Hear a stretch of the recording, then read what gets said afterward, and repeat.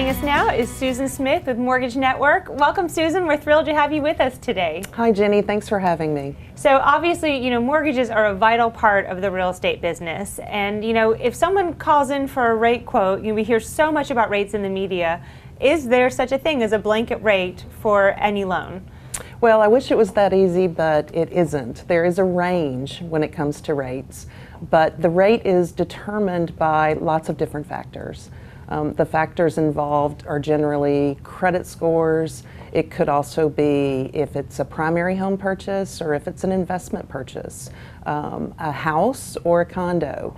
Each item changes what the end result of the rate could be. It also could be that you want to pay points and you'll get a lower rate. So you can't sit around and talk to 5 people and everybody throw out what rate they got on their 30-year fixed yesterday, because each situation is different. Well, and I think that's a very important thing to note, because your next door neighbor may have a different rate than you, but you have no idea the criteria that went into that rate. Absolutely. Different set of circumstances. Now, what about loan amounts? What's the highest amount an individual can borrow for a purchase at the moment? Well, we still have some avenues to get 100% financing. Okay. And 96.5, 95. There is virtually anything still available, so you always want to call a loan officer and find out what your options are. You don't necessarily have to have a lot of money to get into a house these days. Okay, now what if, I know this is a question on a lot of people's minds and causes a lot of uncertainty. We've been through a recession, a lot of people have credit dings, whether it's short sale, foreclosure, other types of issues. So if you have had credit setbacks during the recession, can those individuals qualify for a mortgage to buy a home? Absolutely. There are many, many avenues now. We have people that have had foreclosures in the past that are getting back into homes these days. So as long as you've righted the ship, so to speak, there are avenues, and you'll want to call a loan officer to find out what the time limits are since the credit blemish, as you would call it, right, occurred.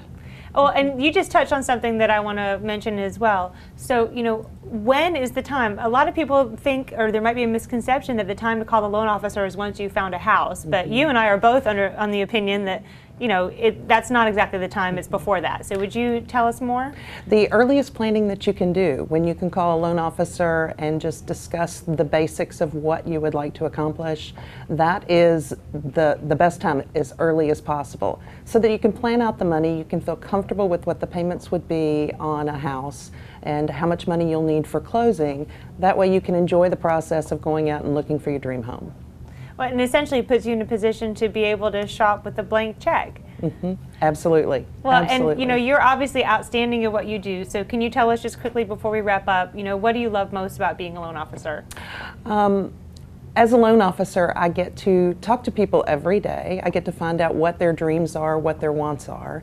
I get to solve puzzles each day, because every individual is different and every circumstance is different, but saving money for people and getting them into their dream homes is the best thing that can happen every day.